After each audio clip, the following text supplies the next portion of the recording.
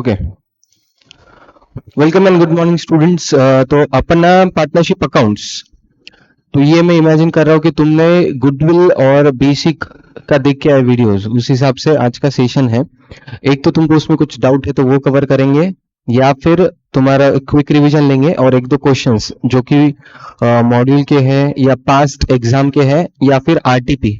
RTP का मतलब होता है रिवीजन टेस्ट पेपर्स, जो इंस्टीट्यूट हर अटेम्प्ट के पहले हर चैप्टर का एक क्वेश्चन स्टूडेंट को सॉल्व करने को देती है प्रैक्टिस के तौर पे। तो उसमें उसके रिलेटेड जो भी क्वेश्चंस आए वो अपन कवर करेंगे। बेसिकली एग्जाम लेवल तुम्हारा उसका कवर हो जाना चाहिए। सो बेसिक एक दो चीजें जो अपन ने जैसे पार्टनरशिप में दोनों पढ़ के आ रहेंगे, तो रिवीजन तौर पे अपन फटाफट कवर कर लेंगे, फिर उसके बाद अपन आगे बढ़ेंगे। तो सबसे पहला तो पार्टनरशिप अकाउंट्स। बाकी और इसमें क्या फर्क है मेनली, कि बाकी तुम्हारा सोल ट्रेडिंग है तो सोल ट्रेडिंग को कोई एक्ट नहीं है जिसको वो कवर कर सके, जिसके हिसाब से उसको रूल्स को फॉलो करना पड़े। पर पार्टनरशिप को स्पेसिफिक उसका एक एक्ट है, पार्टनरशिप एक्ट 1932, तो तुमको उसको फॉलो करना कंपलसरी है, because we are on India and India के अंदर वो लॉज को फॉलो करना कंपलसरी है। फिर आया तुम्हारा एलएलपी, लिमिटेड लाइबिलिटी पार्टनरशिप, 2008 के अंदर एक्ट आया। पार्टनरशिप के अंदर लाइबिलिटी जो है वो जनरली अनलिमिटेड होती है।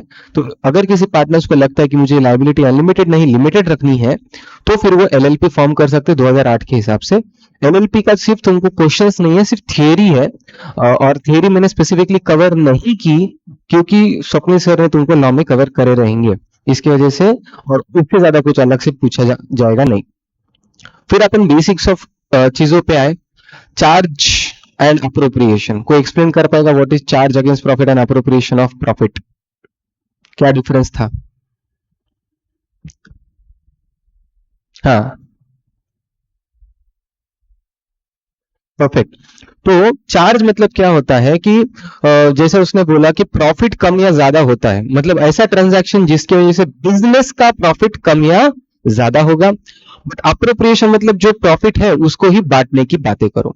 दूसरी चीज, चार्ज ये कोई कंपल्सरी रूल नहीं है, बट एक जनरल प्रिंसिपल बोल सकते हैं कि charge of profit, charge against profit जब अपन बोलते हैं, वो जनरली ट्रांजैक्शन थर्ड पार्टी के साथ होते हैं। थर्ड पार्टी मतलब जो बिजनेस का ओनर और बिजनेस छोड़ के बाकी लोगों के साथ होते हैं। जैसे कि से फॉर एग्जाम्पल विजय अपने ऑफिस का स्टाफ है, उसको मैंने सैलरी पे की, he is not the owner of the business nor he is a business, तो वो खुद बिजनेस भी नहीं है और वो बिजनेस का मालिक भी नहीं है, तो वो क्या हो गया?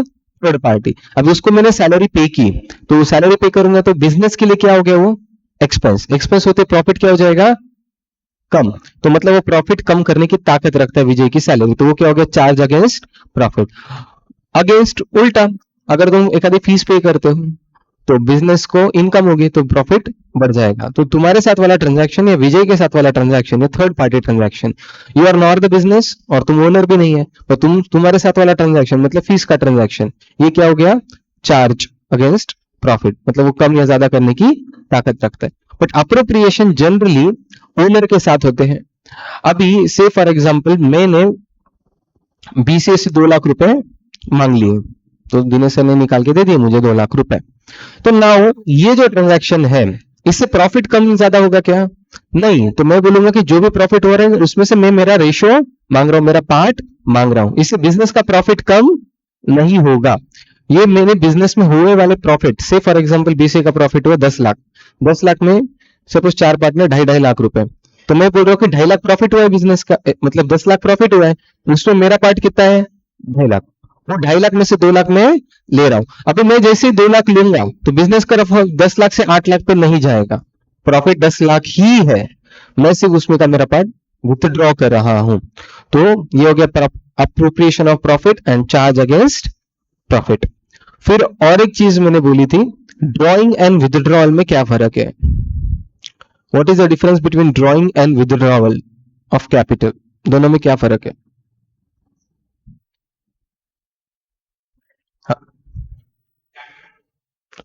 हाँ, परफेक्ट। तो जनरली ड्राइंग क्या होता है? वो तुम्हारे प्रॉफिट का पार्ट जो हुआ साल में, उसमें का कुछ पार्ट तुम ले रहे हो या पूरा पार्ट ले रहे हो, तो उसको क्या बोलेंगे अपन? ड्रॉइंग्स। बट प्रॉफिट के ऊपर जाके सपोज मेरा प्रॉफिट का मेरा शेयर था 2.5 लाख रुपए, जैसा एक एग्जांपल अपन कंटिन्यू करें, 2.5 लाख की जगह मैंने बिजनेस को बोला कि 5 लाख रुपए दो, वो तुम्हारा इस साल में प्रॉफिट हुआ 2.5 लाख, तुमने 2.5 लाख मांगना चाहिए, मैंने कितना मांगा? 5 लाख। तो इनडायरेक्टली सपोज बीसीए स्टार्ट करते समय मैंने 10 लाख रुपए दिए, तो अभी क्या हो जाएगा? 2.5 लाख मेरा प्रॉफिट मैंने विड्रॉ किया, और ये 2.5 लाख रुपए मेरा कैपिटल विड्रॉन हो गया। तो कैपिटल विड्रॉन मतलब ये कभी कभार होने वाला ट्रांजैक्शन है, जब प्रॉफिट के ऊपर का जब मैं अमाउंट बिजनेस से लेता हूं तो वो विड्रॉवल ऑफ कैपिटल हो जाएगा। ये कैपिटल ट्रांजैक्शन है, और ये रेवेन्यू ट्रांजैक्शन है। रेवेन्यू मतलब day to day drawings general part है। विड्रॉवल ऑफ कैपिटल ये कभी तो भी होने वाला ट्रांजैक्शन है। तो ये सब चीजों पे तुमको ध्यान देना है पार्टनरशिप के अंदर। तो ये दो चीजें हो गई। फिर अपन आए थे ड्राइंग्स। ठीक है, अभी ये ड्राइंग्स के ऊपर आए थे। अगर एक आधा पार्टनर बोलता है कि मुझे इंटरेस्ट ऑन ड्राइंग चाहिए, तो मिलेगा क्या उसको? पार्टनरशिप डीड में है तो मिले, नहीं रहा तो नहीं मिलेगा। 6% भी नहीं? फिर 6% कब देते?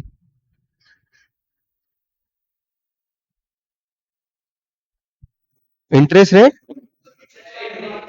पार्टनरशिप डीड में ये लिखा है कि इंटरेस्ट ऑन ड्राइंग मिलेगा, बट उन्होंने रेट डालना भूल गए, तब क्या होगा? 6% से अपने को देना पड़ेगा। ठीक है, तो इसके रिलेटेड एक दो क्वेश्चंस बेसिक हर एक क्वेश्चन में कवर करता हूँ।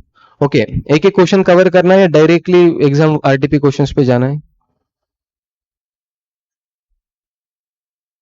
एक साथ? एक साथ नहीं, जैसा जैसा कंसेप्ट आ रहा है वैसा ही कर लो, बाद में बहुत सारे हो जाएंगे। हाँ, जैसे कि इंटरेस्ट ऑन ड्राइंग का मैंने बोला था, कि अगर स्टार्ट ऑफ द मंथ है, एवरी मंथ के स्टार्टिंग में मैं अगर विद्रॉ करता हूं, तो फिर मुझे इंटरेस्ट कितना लगना चाहिए? 6.5% लगना चाहिए। मिडल ऑफ द मंथ करूंगा तो, और एंड में करूंगा तो? क्या मजाक कर रहे हैं, 6 लगेगा। इंटरेस्ट थोड़ी चेंज होता है, मंथ चेंज होते हैं। वो 6.5 मंथ है, 6 मंथ है, और 5.5 मंथ है। इंटरेस्ट रेट चेंज नहीं होता है, इंटरेस्ट रेट 6% ही होता है। ठीक है, तो मैंने क्या पूछा था? इंटरेस्ट रेट 6% ही होगा। ओके, 10% से मैं दे सकता हूँ क्या इंटरेस्ट ऑन ड्रॉइंग?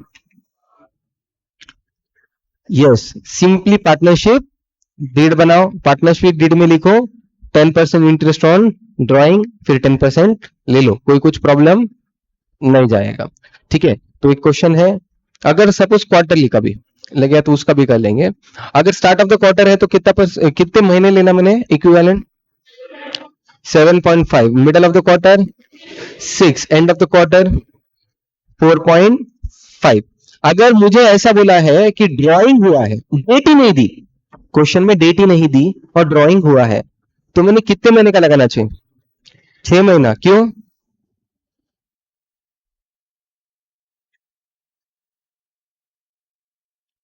करने को तो कर सकते हैं, बट जनरली क्या है, अजम्पशन है कि एंड में कर सकता, स्टार्ट में कर सकता, तो बेटर वे मिडल अजम्पशन करो। ये स्टैंडर्ड अजम्पशन है, ऐसा कोई रूल तो है नहीं, बट ठीक है। अगर एग्जामिनर क्वेश्चन में तुमको डेटा नहीं देता है कि कब ड्राइंग हुई है, तो तुमने क्या अजम्पशन करना चाहिए? सेफ साइड 6 मंथ्स का तुमने अजम्पशन कर लेना चाहिए। ठीक है, तो से फॉर एग्जाम्पल क्वेश्चन 1,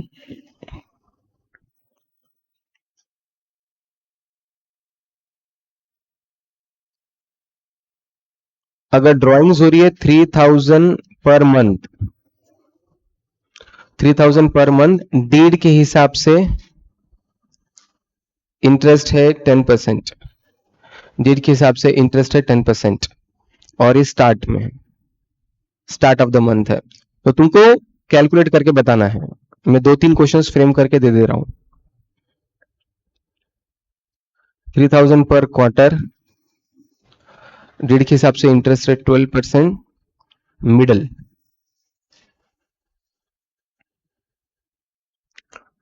5000 पर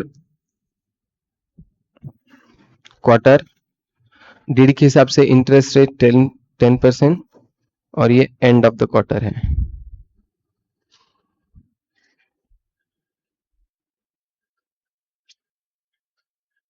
suppose 2000 per month, interest rate पता नहीं, और ये मिडल है।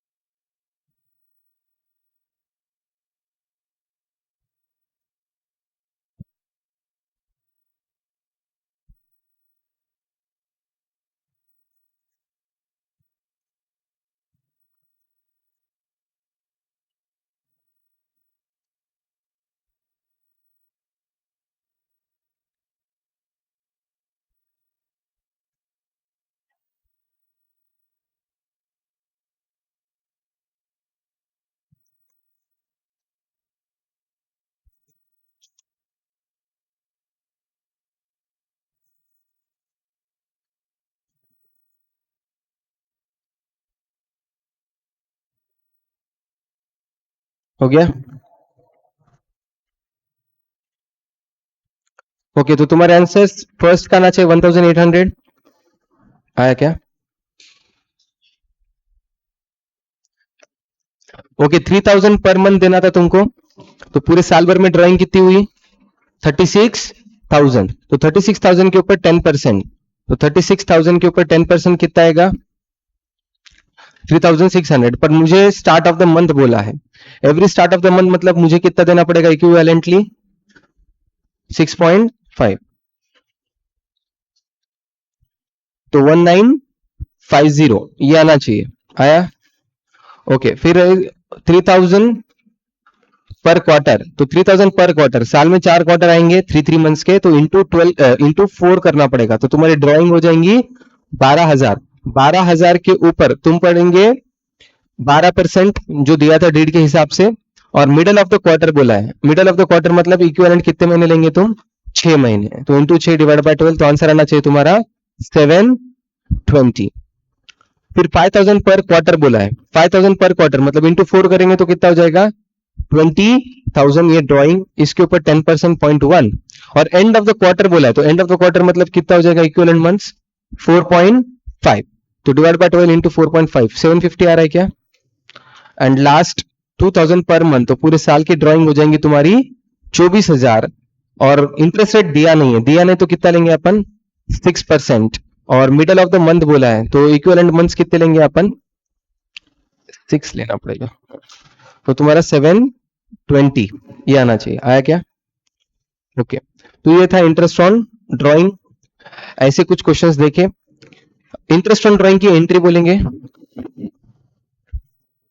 इंटरेस्ट ऑन ड्राइंग मुझे अगर देना है, एंट्री पास करनी है, अगर बोला है कि 1950 इंटरेस्ट ऑन ड्राइंग पेड है, तो कैसा एंट्री पास करूं? Partners capital account debit to P and L account, या P and L appropriation account? P and L appropriation में जाएगा, क्योंकि ये पार्टनरशिप फर्म की इनकम है और पार्टनर्स को उसके ऊपर इंटरेस्ट पे करना है, इसकी वजह से डेबिट। ओके, तो वो हो गए एंट्री। फिर अपन आए थे इंटरेस्ट ऑन कैपिटल। क्या बोलते हैं, इंटरेस्ट ऑन कैपिटल देना चाहिए नहीं देना चाहिए? अगर डीड में होगा तो देना, अदरवाइज नहीं देना। कितने रेट से देना?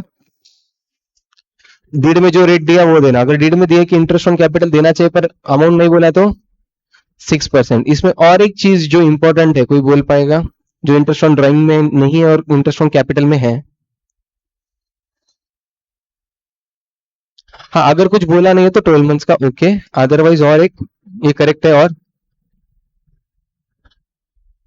हाँ, अगर से for example interest on capital आ रहा है 10 लाख, इंटरेस्ट ऑन कैपिटल आ रहा है 10 लाख, और मेरे पास प्रॉफिट है 8 लाख, तो क्या करना चाहिए?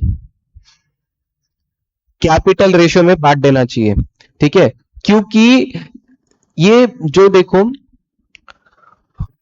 जो और एक डिफरेंस था charge against an appropriation of profit में, interest on drawing appropriation of profit का पार्ट है, इवन इंटरेस्ट ऑन कैपिटल भी अप्रोप्रिएशन का पार्ट है। अगर प्रॉफिट रहा तो ही दूंगा, कंपलसरी पेमेंट करना ऐसा कोई रूल नहीं है। अगर प्रॉफिट रहा तो दे दो, नहीं है तो मुझे देना देना कंपलसरी नहीं है। बट अगर मुझे suppose interest on capital compulsory देना है, तो क्वेश्चन में क्या वर्ड ऐड होना चाहिए? Yes, it should be treated as charge. उस केस में क्या करना चाहिए? जितना इंटरेस्ट ऑन कैपिटल बनता है उतना दे दो। फिर उस केस में आएगा लॉस, क्योंकि तुम्हारे पास प्रॉफिट था नहीं, फिर भी तुमको देना पड़ा। फिर लॉस क्या करेंगे, कैसा बांटेंगे? प्रॉफिट शेयरिंग रेशियो पीएसआर में तुमको बांट देना पड़ेगा। तो उसके अंदर इंटरेस्ट ऑन कैपिटल के अंदर प्रोडक्ट मेथड हुआ क्या तुम्हारा? वो सेशंस के अंदर वो पूछना है, हुआ क्या? ओके, तो एक क्वेश्चन अभी मैं यहाँ पे एकदम इजी वाला लेता हूं। एक क्वेश्चन तुमको एग्जाम क्वेश्चन है, वो तुमको अभी करना पड़ेगा। एक क्वेश्चन में अपन यहाँ पे कर लेंगे कवर। सपोज ओपनिंग कैपिटल है 10 लाख,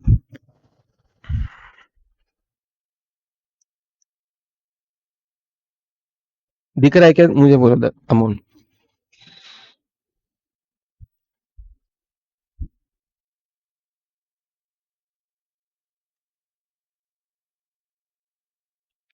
हाँ, ओपनिंग कैपिटल है सपोज 10 लाख।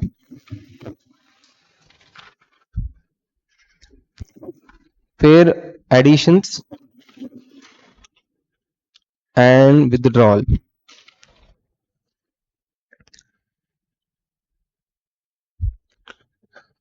सपोज ये है 1 अप्रैल का 2022। एडिशंस हुए सपोज 1 जून 2022 और 1 अगस्त 2022। विड्रॉल हुआ 1 दिसंबर 2022।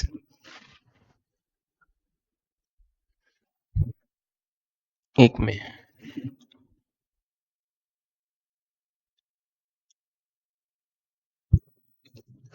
सब अमाउंट इन लाख से 3 lakh 2 lakh 4 lakh 2 lakh suppose 5। Interest on capital rate मुझे बोला है 10%। 10%। तो कैलकुलेट करो और मुझे बताओ कि कितना इंटरेस्ट ऑन कैपिटल देना चाहिए।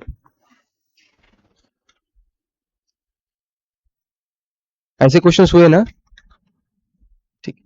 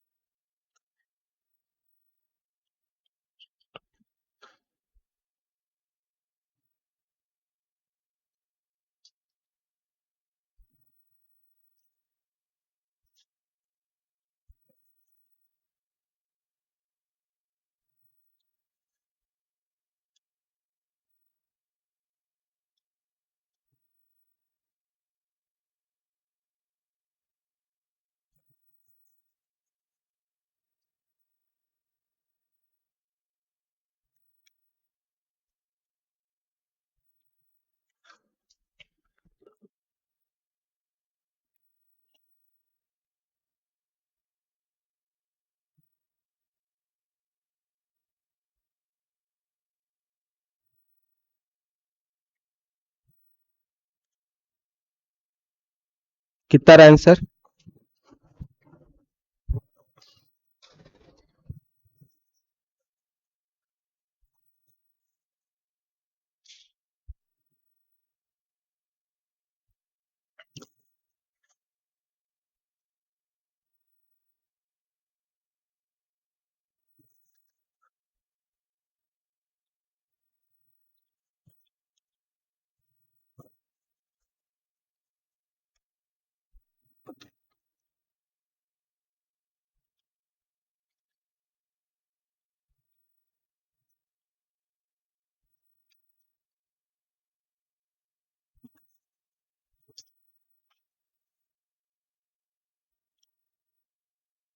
हाँ, क्या रहा आंसर?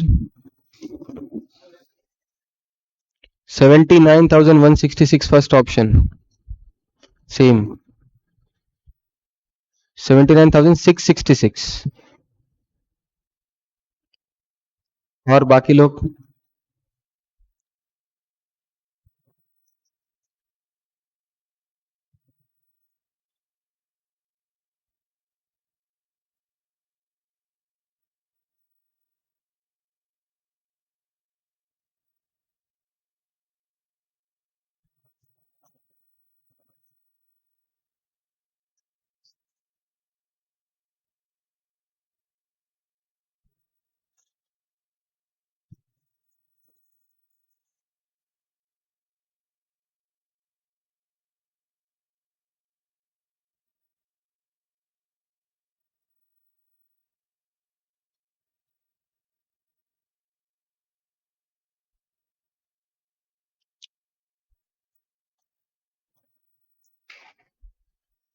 कितने लोग कर रहे हैं अभी भी?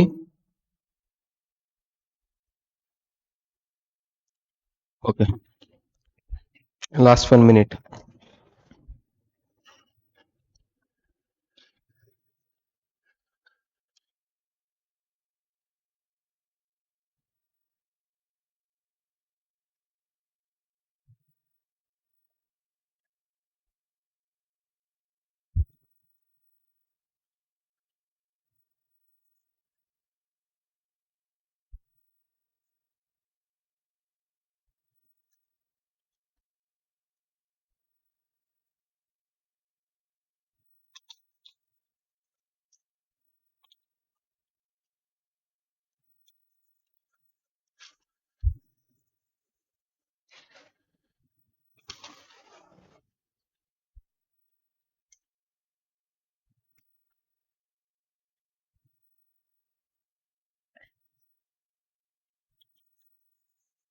हो गया?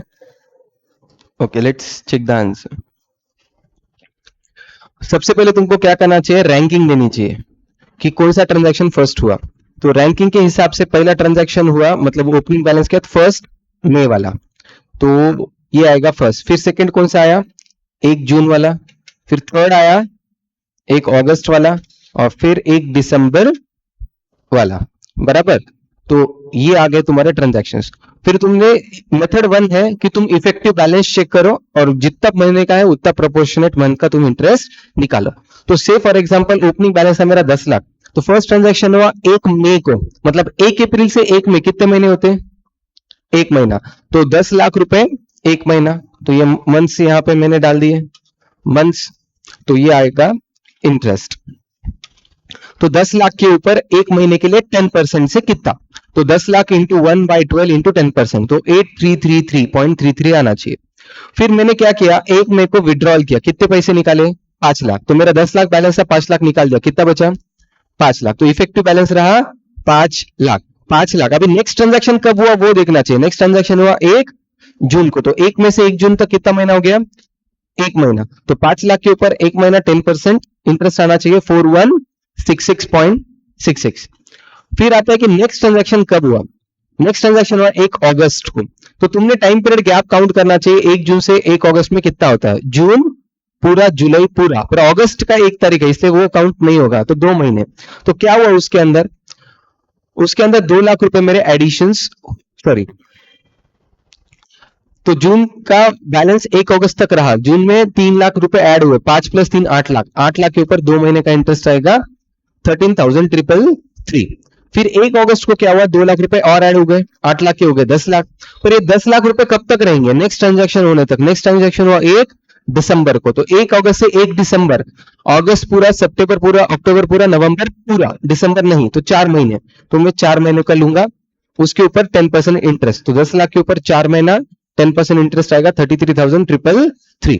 फिर दिसंबर के बाद ट्रांजैक्शन हुआ ही नहीं, मतलब यही बैलेंस, सॉरी, दिसंबर को 4 लाख रुपए विड्रॉ हो गए, तो 10 लाख में से 4 लाख बचे 6 लाख। कब तक, अभी ऑब्वियसली ईयर एंड तक। ईयर एंड कब होगा, 31 मार्च। तो दिसंबर से मार्च तक कितने होंगे, 4 महीने। दिसंबर पूरा, जैन फेब मार्च, 4 महीने का इंटरेस्ट 20,079,166।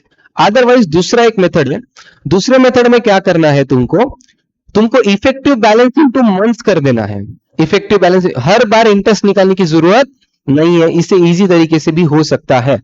तो वो क्या बोल रहे कि 10 लाख इंटू 1 तो कितना हुआ, 10 lakh. 5 lakh into 1 5 lakh. 8 lakh into 2 16 lakh. 10 lakh into 4 40 lakhs. 6 lakh into 4 24 lakhs. फिर ये जो भी प्रोडक्ट्स है इसको बोलते हैं अपन प्रोडक्ट्स। इस प्रोडक्ट का टोटल ले लो, प्रोडक्ट का टोटल आता है 95 लैक्स। जो प्रोडक्ट है उसको 1 महीने का इंटरेस्ट लगाना कंपल्सरीली, सिर्फ 1 महीने का इंटरेस्ट लगाना। तो 95 लाख के ऊपर 10% for 1 month, 95 lakh into 10% into 1/12, amount same आ रहा क्या, देखो आंसर सेम आएगा। उसको प्रोडक्ट मेथड से बोला जाता है, और ये तुम जो जनरली अकाउंट करंट या बहुत जगह तुम लोग ये मेथड यूज किए ही रहेंगे। ये समझा क्या, ये वाला मेथड समझा क्या, मेथड 2। क्या करना है, सिर्फ इफेक्टिव बैलेंस इंटू मंथ्स, और आए वाले जो अल्टीमेट प्रोडक्ट्स आएंगे प्रोडक्ट का टोटल लेना, प्रोडक्ट का टोटल लेने के बाद 1 महीने का लगाना। अगर अगर मैं ये महीने के जगह दिन रखता था, यहाँ पे मंथ्स के जगह डेज रखता था, 30 डेज, 32 डेज, 60 डेज, तो ये प्रोडक्ट भी जमता है। फिर प्रोडक्ट आने के बाद क्या करना चाहिए, कोई बोलेगा? यस, तो एक दिन का इंटरेस्ट लगाना, ये समझा क्या? समझा? प्रेजेंटेशन के ऊपर बाद में जाएंगे, सिर्फ ये क्वेश्चन सॉल्व करने की कोशिश करो। एग्जाम क्वेश्चन है ये नवंबर 2019 का, मतलब लास्ट ईयर मोरलेस का ये क्वेश्चन है, एग्जाम क्वेश्चन। ट्राई करो। Ramesh has a current account with partnership firm. पढ़ते आ रहा क्या? हाँ, Ramesh has a current account with the partnership firm. He had a debit balance of 85,000। Debit balance है, करंट अकाउंट है तो डेबिट बैलेंस हो सकता है। As on 1 July 2018 he has further deposited the following amounts, date and amount. 14 जुलाई को 1,23,000, ये क्या है पता है क्या? डिपॉजिटेड बोला है। तो 14 जुलाई को डिपॉजिट हुआ 1,23,000 और 18 अगस्त को डिपॉजिट हुआ 21,000। He has withdrawn the following amounts. 29th जुलाई को 92 और 9th सितंबर को 11,500। Show the Ramesh account in the books of the firm, interest to be calculated 10% on the debit balance and 8% on credit balance. अगर फर्म के अंदर debit balance रहा current account में, तो तुम कितने से निकालेंगे इंटरेस्ट रेट? 10% से, और क्रेडिट बैलेंस रहा तो 8% से निकालेंगे। You are required to prepare current account on 30th सितंबर। ये याद रखो कि क्लोजिंग कब करना है? 30th सितंबर पे, by means of product balance में था। प्रेजेंटेशन बाद में देखेंगे अपन, फिलहाल तुम अमाउंट करेक्ट लाने की कोशिश करो। तो तुम क्या करो, शॉर्ट में तुम्हारे तुम्हारे जो भी लगते हो नंबर्स लिख लो। 1 जुलाई को 85,000 डेबिट बैलेंस।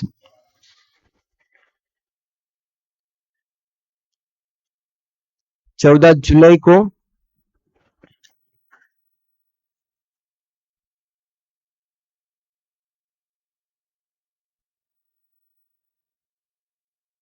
1,23,000, 18 अगस्त को 21। ये लिख लिए क्या? नीचे जाओ। फिर है 29th जुलाई को 92,000, ये विड्रॉइंग्स है ऊपर वाले डिपॉजिट से। 9th ऑफ सितंबर को 11,500।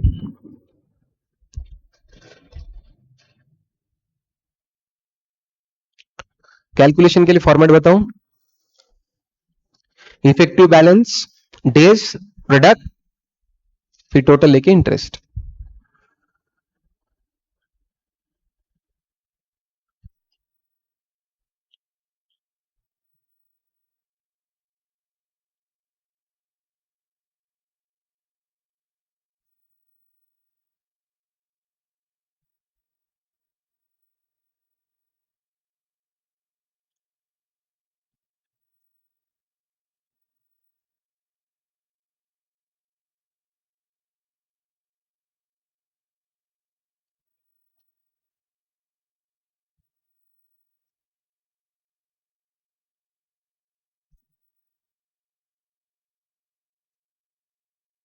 इसमें डेज में करना पड़ेगा पूरा कैलकुलेशन।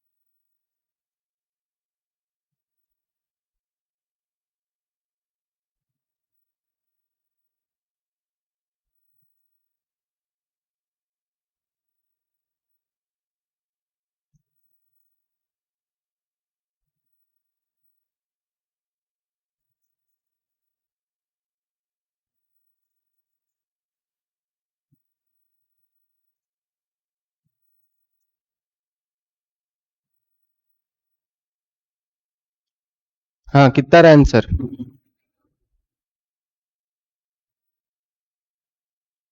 प्लस माइनस करके बताना है net amount. 900 and round of करो। 941। 941। First option 941।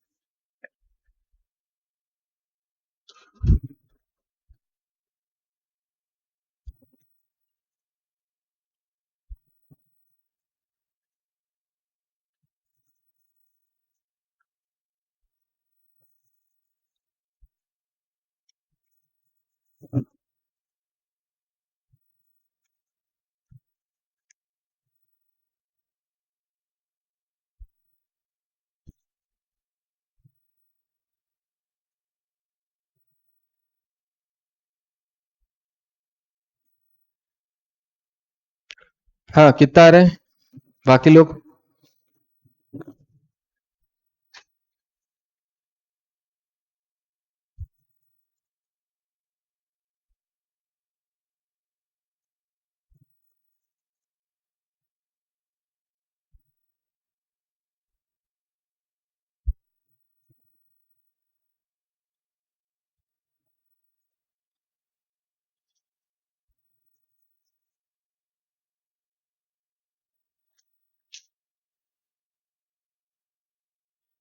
हम्म। 796 सेकेंड ऑप्शन।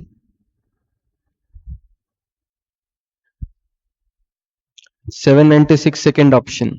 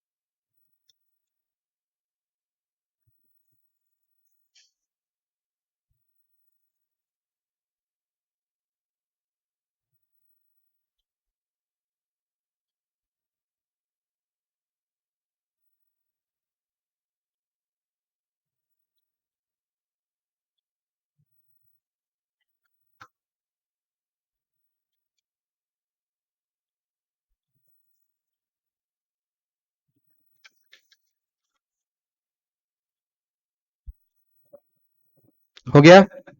कितने लोग कर रहे हैं अभी भी? तो क्या आंसर आ रहे हैं? 796 और 941 है, इसके अलावा कोई ऑप्शंस? एक मिनट, हाँ मैं ऑप्शंस लिखता हूं तुम्हारे। हाँ, 941 पहले आया था, फिर 796, फिर 951 और 921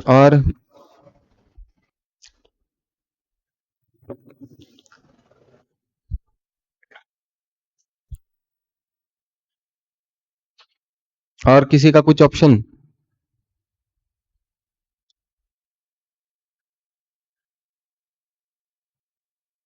okay, let's check. Correct answer is 941. सबसे पहले तो 1 जुलाई को था, कितना था? 85,000 डेबिट बैलेंस. तुमको क्या करना है बताए क्या? सिर्फ डेबिट बैलेंस एक जगह लिखना है, क्रेडिट बैलेंस एक जगह लिखना है. दोनों को एक जगह लेंगे तो कंफ्यूजन हो जाएगा. तो 85,000 बैलेंस था 1 जुलाई को. नेक्स्ट मतलब क्रोनोलॉजिकली ट्रांजैक्शन कब हुआ? 14 जुलाई को. क्या हुआ? डिपॉजिट हुआ. कितने डिपॉजिट हुए? 1,23,000.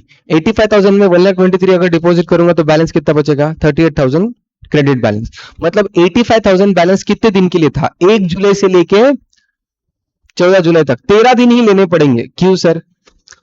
सिंपल है ना. 1 जुलाई में पूरा पकड़ूंगा तो 14 तारीख को सवेरे सवेरे मैंने डिपॉजिट करते हैं, तब 13 दिन ही पकड़ने पड़ेंगे. बेसिकली तुमको इन दोनों का डिफरेंस लेना है. 14 जुलाई माइनस 1 जुलाई कितने बचे? 13 दिन. तो 85,000 अमाउंट था 13 दिन के लिए. तो इफेक्टिव प्रोडक्ट मेथड जैसा भी अपन ने जस्ट किया था उसको डेज इंटू बैलेंस. 85,000 इंटू 13 कितना हो जाएगा? 11,05,000. फिर 38,000 बैलेंस रहा क्रेडिट. नेक्स्ट ट्रांजैक्शन हुआ 29 जुलाई को. दोनों का डिफरेंस 14 माइनस 29. 15 दिन के लिए ये बैलेंस रहा. कितना बैलेंस रहा? 38,000. तो ये क्रेडिट बैलेंस था इसलिए मैंने अलग रख दिया. तो ये हो गया 57 लाख या 5,70,000.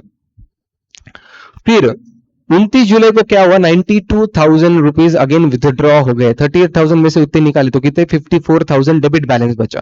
तो 54 बैलेंस कितने दिन के लिए रहा? नेक्स्ट ट्रांजैक्शन हुआ 18 अगस्त को. अभी 18 अगस्त. जुलाई में कितने दिन होते हैं? 31 दिन होते हैं जुलाई में. वो करके देखो लगा तो 29 का पूरा दिन, 30 का पूरा दिन, 31 का पूरा दिन. 18 को तो डिपॉजिट हुआ मतलब 17 दिन. 17 प्लस 3 20 डेज. तो 20 डेज के लिए 54,000 बैलेंस था. तो 54,000 इंटू 20. फिर नेक्स्ट ट्रांजैक्शन कब हुआ? 9 सितंबर. 18 अगस्त से 9 सितंबर में कितने दिन होते हैं? अगस्त में भी कितने दिन होते देख लो. ये वाला मेथड पता चलेगा सबको. जैन फेब मार्च अप्रैल मई जून जुलाई अगस्त. अगस्त में भी कितने दिन होंगे? 31. तो 18 से लेके 31 तक कितने दिन होंगे? 17 दिन माइनस कर दो तो कितने हो जाएंगे? मेरे ख्याल से 14 दिन होंगे. क्या 14 दिन होंगे? 18 पूरा दिन काउंट होगा. 31 में से 18 हटा दो, कितने बचे? 31 में से 18 13 प्लस एक दिन 18 खुद, तो 14 दिन हो गए. प्लस सितंबर के 8 दिन, तो 22 डेज होंगे. ये टोटल 22 डेज होंगे. ठीक है. इसका क्रॉस वेरिफिकेशन भी कर सकते हो. कैसे क्रॉस वेरिफिकेशन करना पता है? एंड में पूरे डेज का टोटल ले लो. ये तुमने हमेशा क्या करना चाहिए? एंड में पूरे डेज का टोटल लेना चाहिए. जुलाई से लेके अपन कब तक कर रहे हैं? जुलाई में कितने दिन है?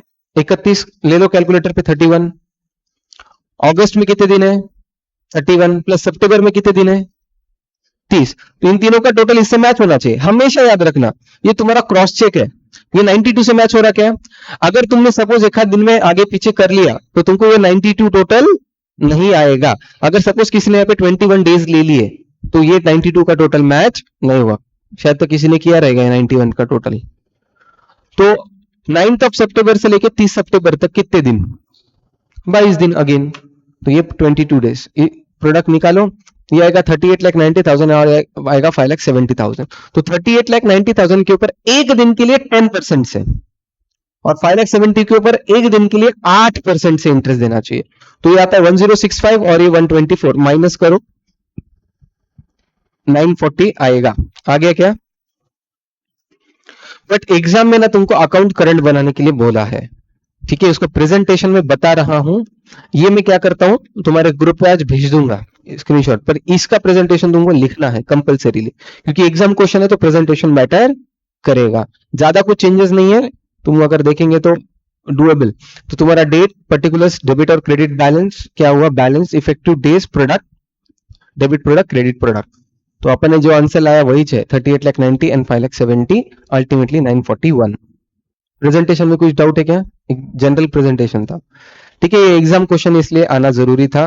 क्या गलतियां करे तुम, तुम्हारा देख लो। एक तो तुम्हारा डेज कैलकुलेशन में गलती हुई रहेगी, नहीं तो तुमने इंटरेस्ट रेट 8 10 10 8 इधर उधर कर दिया, या फिर तुम्हारा प्रोडक्ट कैलकुलेशन कुछ गलत हुआ रहेगा। तो ये इस तरीके से आंसर आना चाहिए था। समझा? Interest on capital clear? Okay, तो इंटरेस्ट ऑन कैपिटल के बाद अपन आए थे सैलरीज के ऊपर। क्या बोलते, सैलरीज का क्या करना चाहिए? पार्टनर्स कैपिटल के सैलरीज का सैलरी देना चाहिए नहीं देना चाहिए? डीड में रहा तो देना चाहिए, अदरवाइज नहीं देना। डीड में बोला है कि सैलरी दो पर अमाउंट लिखना भूल गए, तब तो नहीं मिलेगा। Okay, interest on partners loan, कोई बोलता पाएगा उसका क्या है? Interest on partners loan, yes it's a charge. Why? क्या लॉजिक से चार्ज? हाँ, क्योंकि वो जब लोन दे रहे हैं, देखो अगर वो इनसाइडर जैसे एक्ट करते थे तो वो सेम ट्रांजैक्शन क्या बोलते थे, कोई बोल पाएगा? अगर वो इनसाइडर जैसे ट्रीटमेंट अगर मैं करता था उसको, तो फिर वो ट्रांजैक्शन क्या बोल के आता था? इंट्रोडक्शन टू कैपिटल, क्योंकि उसने अल्टीमेटली क्या दिया? बिजनेस को पैसे दिए। पार्टनर जब पैसे देता है उसको अपन क्या बोलते हैं? कैपिटल एडिशन करना। बट अपन उसको लोन बोल रहे हैं, मतलब वो क्या एक्ट कर रहा है? आउटसाइडर। आउटसाइडर एक्ट कर रहा है, मतलब उसके ऊपर का इंटरेस्ट जो भी है वो कैसा ट्रीटमेंट मिलना चाहिए उसको? चार्ज के जैसा ट्रीटमेंट मिलना चाहिए। इसके लिए मेरे पास एक मॉड्यूल का क्वेश्चन है, मैं सिर्फ बता रहा हूं कि उसका ट्रीटमेंट मॉड्यूल ने कैसा किया है। कंपल्सरी तुमको मॉड्यूल सॉल्व करना पड़ेगा, each and every question, solve हो या अनसॉल्व हो तुमको देखना है। कुछ भी डाउट हो तो मुझे बिंदास पूछ सकते हैं, अपन नेक्स्ट क्लास में कवर कर लेंगे। तो फिलहाल मेरे को जो ऑब्जर्वेशन आए वो मुझे बताना था।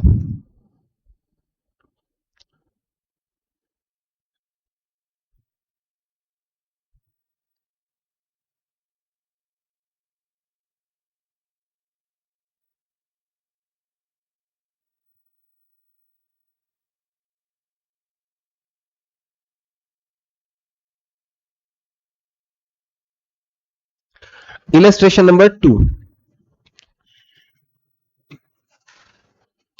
लिखना नहीं है, सिर्फ अपन ओरली डिस्कस करेंगे। Ram, Rahim, and Karim are partners in the firm. They have no agreement in respect of profit sharing ratio. Interest on capital, interest on loan advanced by the partner, and remuneration payable to the partners. In the matter of distribution of profit, they have put forward the following claims. पहला इसमें जो important thing है, they have no agreement in respect of, कौन से भी चीज का उनका डील नहीं है। Ram, who has contributed maximum capital, demand interest on capital at the rate of 10% per annum and share in profit in the capital ratio, but Rahim and Karim do not agree. क्या बोलेंगे तुम? देना चाहिए नहीं देना चाहिए? नहीं देना चाहिए, वो मांग रहा है, उसका ज्यादा कैपिटल है, फिर तो डीड में नहीं है तो हम नहीं देंगे। और दूसरा क्लेम है उसका profit in the capital ratio, क्या बोलते हैं उसका आंसर? इक्वल रेशियो में देना चाहिए, अगर तुम्हारा डीड प्रेजेंट है तो उस रेशियो में, अदरवाइज इक्वल रेशियो में। Second claim, Rahim has devoted full time in running the business and demand salary at the rate of 500 per month, but Ram and Karim do not agree. मिलेगा या नहीं? क्योंकि सैलरी अगर डीड में रहा तो ही मिलेगा, अदरवाइज नहीं मिलेगा। Third, Karim demand interest on loan of ₹2000 advance by him at the market rate of interest 12% per annum. इसका क्या बोलते हैं? पहले तो देना चाहिए क्या? क्यों? लोन है इसके वजह से देना पड़ेगा। तो कितना परसेंट से? 12% से नहीं देंगे अपन, 6% से देंगे। How shall you settle the dispute and prepare a profit and loss appropriation account? By transferring 10% of the divisible profit to reserves. ये इंपॉर्टेंट है। अभी देखो 45,000 उनका प्रॉफिट था बिफोर अबव ऑल सेटलमेंट। अभी जैसा आपने जस्ट डिस्कस किया, इंटरेस्ट ऑन लोन ये चार्ज है अप्रोप्रिएशन है? बोलो इंटरेस्ट कितना आएगा इंटरेस्ट ऑन उसके लोन पे, कैलकुलेट करो और बोलो।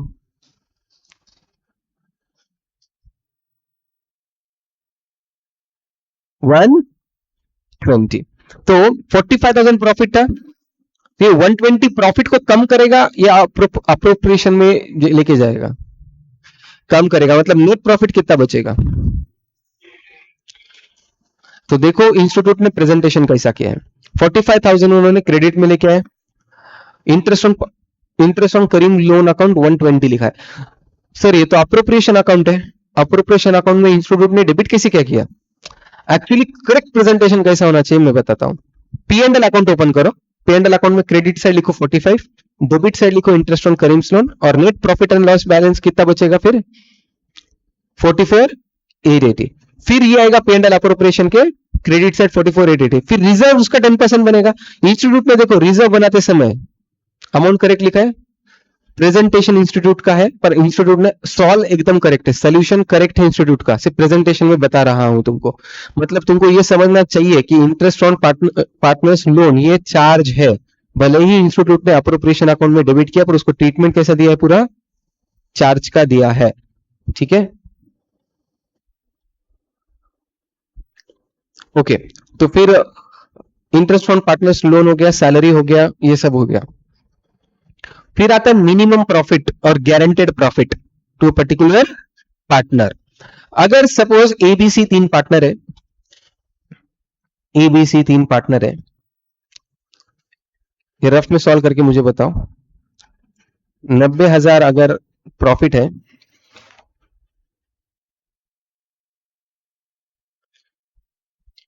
पीएसआर है एबीसी पार्टनर्स को,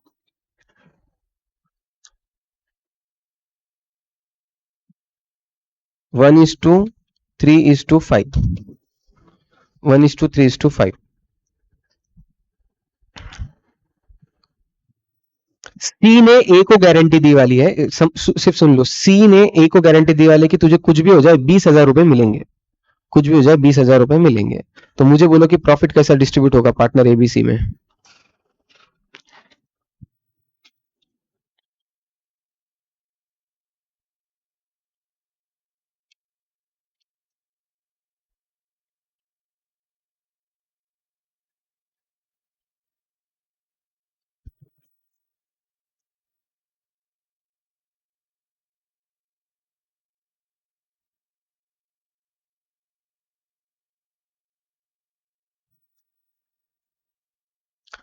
क्या क्या आएगा, ए को कितना मिलेगा 20, बी को कितना मिलेगा 30, और सी को देखो, एक्चुअली अगर प्रॉफिट शेयरिंग रेशियो वाइज में बांटू 90,000 को, तो कैसा कैसे आएंगे 10,000, 30,000, 50,000। पर प्रॉब्लम क्या है, सी ने किसको गारंटी दी, कितना 10,000, सॉरी 20,000 की, तो उसको मिल रहे कितने 10,000, तो कम कितने पड़ रहे 10, तो इसको कितना देना पड़ेगा 20,000, देगा कौन सी, तो उसमें से माइनस, तो बेसिकली 40,000। तो प्रॉफिट डिस्ट्रीब्यूशन होगा 20, 30, 40। इधर तक क्लियर। तो फर्स्ट जो बेसिक ऑफ पार्टनरशिप अकाउंट्स है, इतने एडजस्टमेंट्स है तुम्हारे। Interest on drawing, interest on capital, interest on capital 2 methods, product method, general method. फिर सैलरीज, लोन्स, ड्रॉइंग्स, ये सब करने के बाद तुम्हारा मिनिमम गारंटी। तो ये सब है, प्रेजेंटेशन बहुत मैटर करेगा। तो मॉड्यूल के क्वेश्चन तुमको सॉल्व करना एक्सपेक्टेड है, तो वो सब करो। अगर उसमें भी कोई डाउट है, सॉल्व या अनसॉल्व, दोनों में से कोई भी डाउट है तो तुम पूछ सकते हैं। फिर अपन आए थे दूसरे चीज पे, मतलब सेकेंड टॉपिक पे आ गए थे अपन, गुडविल। नाउ गुडविल के अंदर, अभी गुडविल चैप्टर के अंदर क्या है कि सबसे पहले तो अगर देख के आ रहेंगे तो एनीबडी कैन टेल मी कि गुडविल कैलकुलेट ही क्यों करना है। मतलब उसमें मैंने लॉजिक समझाया था, कोई यहाँ पे शॉर्ट में एक्सप्लेन कर पाएगा कि गुडविल एडजस्टमेंट करनी क्यों है।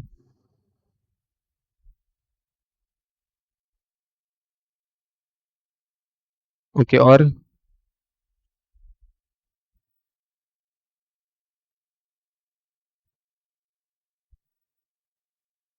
Hmm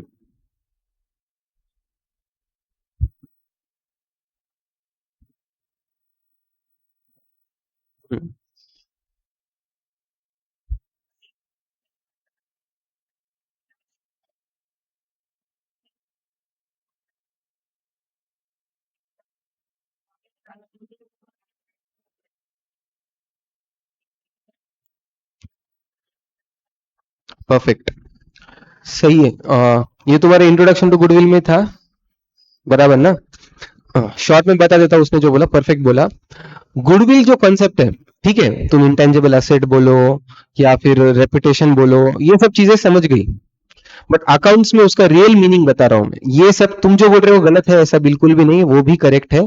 it's intangible asset, over the years जिन्होंने ब्रांड बिल्टअप किया है, उसका और एक अगर लॉजिक तुमको जोड़ना ही है, से फॉर एग्जांपल आईफोन जैसा एग्जैक्ट सेम मैंने बनाया, सेम आईफोन जैसा एग्जैक्ट सेम फोन बनाया, all features same quality A to Z, सिर्फ मैंने एप्पल की जगह उसको नाम दे दिया पाइनएप्पल, क्योंकि वो ऑब्वियसली कंपनी तो सेम नहीं है।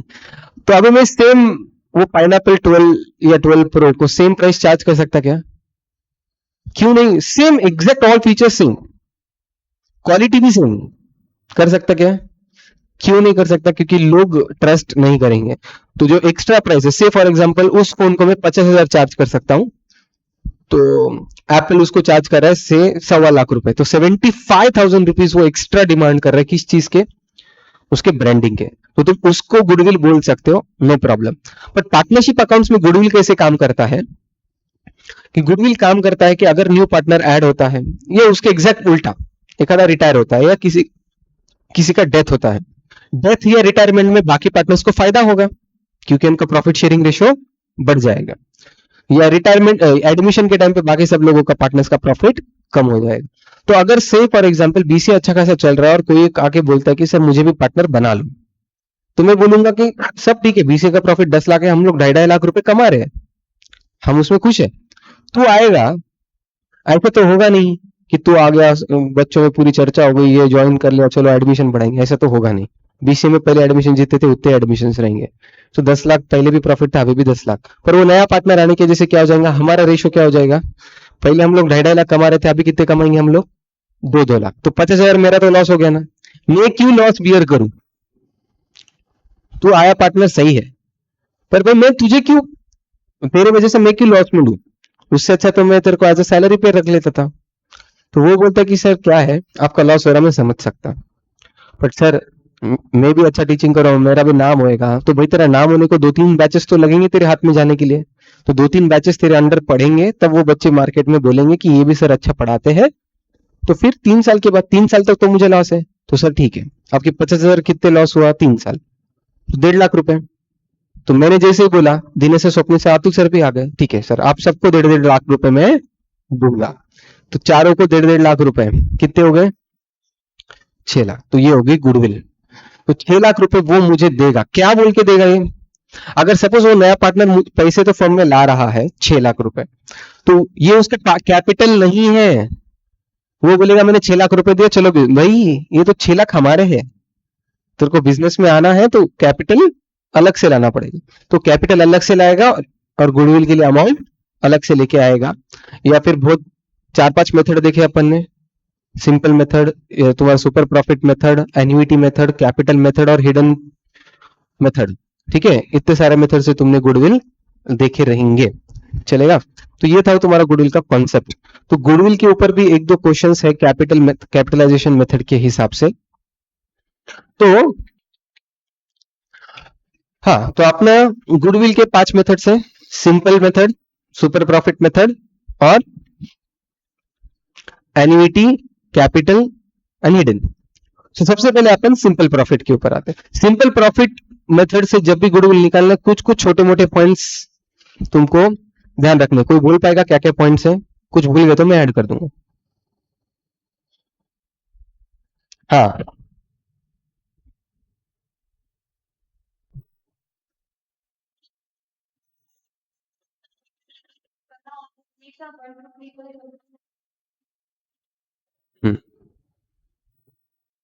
परफेक्ट। ओके, अगर अबनॉर्मल लॉस रहा तो ऐड करना चाहिए, अबनॉर्मल गेन रहा तो लेस करना चाहिए। कोई लॉजिक बता पाएगा इसके पीछे का why?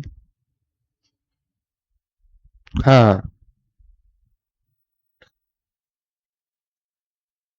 Perfect. Upon goodwill calculate कर रहे हैं, इसका मतलब अपन ये कैलकुलेट करने की कोशिश कर रहे हैं कि ये प्रॉफिट कितने दिन तक सस्टेन रहेगा। अबनॉर्मल गेन या अबनॉर्मल प्रॉफिट, ये ऐसे transaction, abnormal loss, abnormal gain, ये ऐसे ट्रांजैक्शन है जो कभी तो भी होते हैं, डे टू डे लाइफ में नहीं होते, हर साल नहीं होंगे, इसकी कोई गारंटी नहीं है। जैसे अबनॉर्मल लॉस का एक एग्जांपल लेना है, loss by fire, loss by theft, damage, ये सब चीजें। तो ये सब चीजें हर साल तो होती नहीं, तो उसके वजह से अगर लॉस हुआ, तो अगर वो इवेंट नहीं होता था तो बिजनेस का प्रॉफिट अच्छा होता था, इसकी वजह से अपन अबनॉर्मल लॉस को ऐड करेंगे। या abnormal गेन, जैसे कि एग्जांपल हो सकता है कि गवर्नमेंट की तरफ से सब्सिडी मिली हो कुछ, या फिर तुमको लॉटरी लग गई, या फिर तुमने असेट सेल किया। असेट अपन हमेशा हमेशा सेल नहीं करेंगे, लॉटरीज भी हमेशा लगेंगी नहीं। तो ऐसी जो ट्रांजैक्शन है ये उसके जैसे प्रॉफिट बढ़ के दिख रहा है कि जो कि रियलिटी में हो नहीं सकता, इसके जैसे अपन abnormal गेन को माइनस करेंगे, abnormal लॉस को ऐड करेंगे। दूसरी चीज है, अगर प्रॉफिट इंक्रीजिंग ट्रेंड में दिख रहे या डिक्रीजिंग ट्रेंड में दिख रहे, ट्रेंड मतलब बढ़ते बढ़ते जा रहा है या कम कम होते जा रहा है, तो तुमको वेटेड एवरेज यूज करना चाहिए। एक वेरी इंपॉर्टेंट चीज है, प्लीज ध्यानपूर्वक, शायद तक मैंने लेक्चर में भी बोला रहेगा वो चीज, कि ये बोला वाला इंस्टीट्यूट ने कि ऐसा करना चाहिए, पर कौन से भी क्वेश्चन में फॉलो होते हुए नहीं दिख रहा है। मैंने मॉडल के भी क्वेश्चंस देखे, इवन एग्जाम क्वेश्चंस भी देखे जिसमें प्रॉफिट इंक्रीजिंग ट्रेंड में है पर वेटेड एवरेज से नहीं किया है। लिखा है बाज़ाब्ता मॉडल में कि करना चाहिए पर फॉलो किधर भी नहीं हो रहा। तो please safer side to match with the examiner's answer. मैं ये बोलूंगा कि तुमने एग्जाम में नोट मार के खुद को सेव करना चाहिए। निकालो तुम सिंपल मेथड से ही, मतलब वेटेड एवरेज से मत निकालो, सिंपल मेथड से ही निकालो। बट प्लीज एग्जाम में एक नोट लिखो कि एज प्रॉफिट्स आर इंक्रीजिंग और decreasing trend we could have calculated by using weighted average method. ठीक है, तो ये नोट लिखना कंपलसरी है। ये नोट भी क्यों मैं बोल रहा हूँ, क्योंकि मेरे को किधर दिख रहा नहीं, अदरवाइज करना सही है। अगर तुम कोई करता है स्टूडेंट तो गलत बिल्कुल भी नहीं है, पर इंस्टीट्यूट कहाँ पे फॉलो नहीं कर, इसके वजह से अपन नोट मार के खुद को सेव कर लेंगे। ओके, और हो सके तो अगर टाइम रहा, एग्जाम में टाइम परमिट रहा, तो उसका भी गुडविल रफ में कैलकुलेट करके अमाउंट डाल दो। उस मेथड से इतना गुडविल आता था, बाकी एडजस्टमेंट मत करो, सिर्फ गुडविल इतना आता था उतना रफ में कैलकुलेट करके लिख दो, तो तुम 100% मतलब शील्ड यूज करे, प्रूफ है कि तुम्हारे मार्क्स कटेंगे नहीं। तो सिंपल वाले मेथड से ओके, कोई number of years of purchase का लॉजिक बता पाएगा? What is number of years of purchase, मतलब अगर 3 2 ऐसा बोला है, इसका मतलब क्या है number of years of purchase? हाँ, उतने साल लगेंगे नए पार्टनर्स को नाम बनाने के लिए, एक वो लॉजिक है, या वो भी करेक्ट लॉजिक है। तो दूसरा लॉजिक कि ये जो प्रॉफिट अपन ने सोचा है या कैलकुलेट किया है वो उतने साल तक तो मिनिमम सस्टेन करेगा, उसके बाद बढ़ भी सकता है कम भी हो सकता है वो पता नहीं, पर इतने साल तो हमको फोर्सिएबल फ्यूचर, फोर्सिएबल फ्यूचर मतलब फ्यूचर जिस जहां तक हम सोच सकते हैं, तो फोर्सिएबल फ्यूचर तक तो इतने प्रॉफिट को तो कुछ होगा नहीं, उसको number of years of purchase बोलेंगे। तो अब एक सिंपल मेथड से गुडविल कैलकुलेट करो।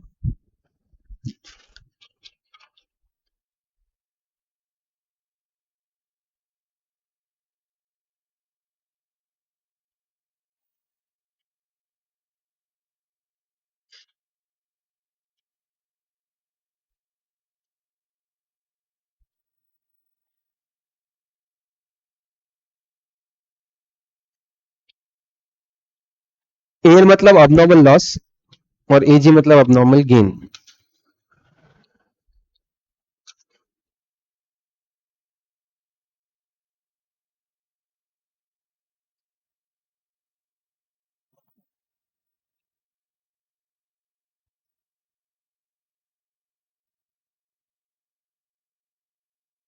Number of years of purchase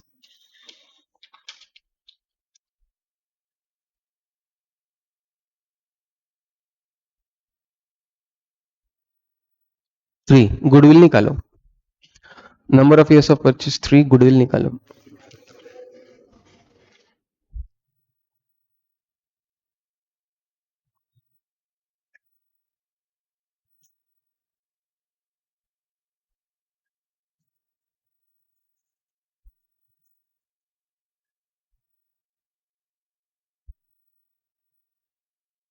कितना आ रहा है? 88,500।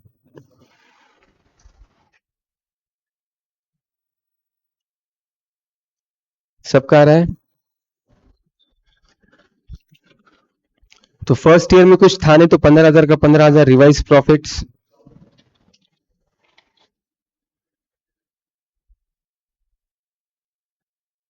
अभी अबनॉर्मल लॉस को क्या करना चाहिए?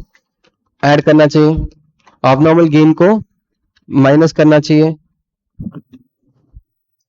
तो तुम्हारे रिवाइज प्रॉफिट आएंगे 15,000, 35,000, 50,000 एंड 18,000। तो टोटल प्रॉफिट आएगा तुम्हारा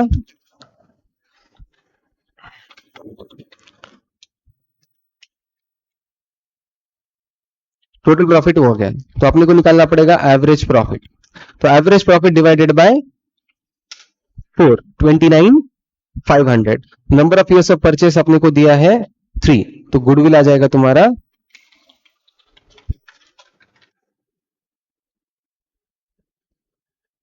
88,500। ओके, तो ये तुम्हारा एवरेज प्रॉफिट मेथड से है। तो इसे इतनी चीजें ध्यान रखनी है। अब नॉर्मल लॉस या गेन रहा तो एड लेस करते रहना, और number of years of purchase matter करेगा, उससे गुडविल आएगा। Okay, super profit method second था अपना, सुपर प्रॉफिट मेथड। कोई एक्सप्लेन कर पाएगा? कुछ कम ज्यादा रहा तो मैं ऐड कर दूंगा। सुपर प्रॉफिट मेथड क्या है शॉर्ट में?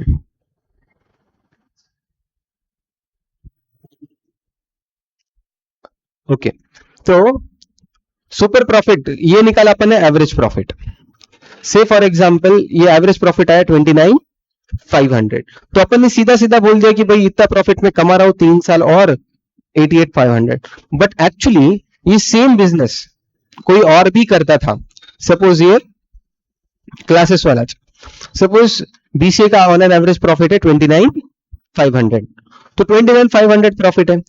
तो अगर कोई दूसरा same to same business open करेगा, वो 1 रुपए भी नहीं कमाएगा क्या? वो कुछ ना कुछ तो कमाएगा ना, ऐसा नहीं भले 29,500 नहीं कमाएगा, कुछ ना कुछ तो कमाएगा। अभी पानी की बोतल सबसे ज्यादा फेमस ब्रांड कौन सा है? बिस्लेरी। बिस्लेरी है, इसकी वजह से बाकी पानी की बोतल्स कमाते नहीं है क्या? ऑब्वियसली कमाते हैं। किनले कमाएगा, एक्वाफिन कमाएगा, या बहुत सारे लोकल ब्रांड्स भी है, बड़े बड़े भी छोड़ दो, लोकल ब्रांड्स भी कमा ही लेते हैं। मतलब क्या है कि 29,500 तुम्हारे बिजनेस ने कमाया मतलब वो तुम्हारा गुडविल की वजह से कमाया, ऐसा नहीं है। It is quite possible that कि दूसरा कोई नेम बिजनेस नया नाम एकदम न्यू नाम से चालू कर दे। जैसे कि से फॉर एग्जांपल डोमिनोज है, वो पिज्जा बनाता, तो डोमिनोज से डोमिनोज नांदेड़ का प्रॉफिट 10 लाख रुपए है। डोमिनोज, अगर नांदेड़ में डोमिनोज के अलावा किधर पिज्जा मिलता ही नहीं क्या? मिलता है, बहुत सारे कैफे शॉपेज में मिलता है। कॉफी शॉप वाला कितना कमा लेगा? 2 लाख तो कमा ही लेगा पिज्जा बेच बेच के। डोमिनोज ने डोमिनोज के नाम से 10 लाख कमाया। ये लोग लोकल का होके भी कुछ ना कुछ प्राइस कम रहेगा, कुछ तो भी रहेगा। क्या बोल सकते हैं, लोकेशन एडवांटेज, कोई भी एडवांटेज पकड़ लो, उसका भी बिजनेस चलेगा। उसके भी बिजनेस चल के उसने 2 लाख रुपए कमा ली। तो डोमिनोज ने 10 लाख कमाए, इसने 2 लाख कमाए, क्यों? भाई दोनों ने तो सेम बिजनेस किया, तो दोनों की सेम क्वालिटी है, तो प्रॉफिट भी सेम होना चाहिए। नहीं सर, डोमिनोज का नाम अच्छा है, रेपुटेशन अच्छा है, इसकी वजह से उसने एक्स्ट्रा प्रॉफिट कमाया। जो एक्स्ट्रा प्रॉफिट कमाया because of his name, that is known as super profit. Profit तो कोई भी कमा लेगा, बट तुम्हारे नाम की वजह से तुम जो एक्स्ट्रा प्रॉफिट कमा रहे हो उसको बोलेंगे, अपन बोलेंगे सुपर प्रॉफिट। तो 10 लाख उसने कमाए, बाकी लाख तो 2 लाख वैसे भी कमा रहे, तो 8 लाख प्योर प्रॉफिट है just because of his name. तो 8 लाख रुपए हो गया तुम्हारा super profit. Same as average profit method के हिसाब से number of years of purchase से मल्टीप्लाई करो, तुमको गुडविल मिल जाएगा। अभी इसके अंदर कैलकुलेशन करते समय सर ये कैसे समझना कि सामने वाला कितना कमा रहा है? सपोज ये 29,500, ये रेप्यूटेड कंपनी है, ये बोल रहा है कि मेरा तो 29,500 है, कोई नया चालू करके कितना कमाएगा ये मैं कैसे जानूं? तो उसके लिए दो टर्म्स ऐड होने पड़ते कैलकुलेशन में।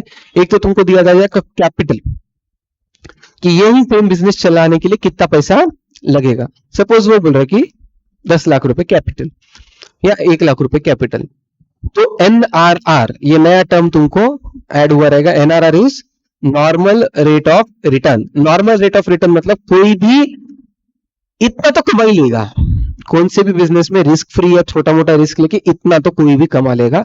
NRR net normal rate of return, ये तुमको नया टर्म ऐड हुआ रहेगा। अभी नॉर्मल रेट ऑफ रिटर्न एक क्वेश्चन मैंने कवर किया, उसमें रिस्क प्रीमियम वगैरह ऐसे वर्ड यूज किए थे मैंने, ठीक है। अभी वो क्या होता है, से फॉर एग्जाम्पल एक बिजनेस मुझे तुम सोच के बताओ कि जिसमें रिस्क नहीं है। एक बिजनेस बताओ जिसमें रिस्क नहीं है, कौन सा? क्या बोल रही है, बोलो एक आधा बिजनेस जिसमें रिस्क नहीं है।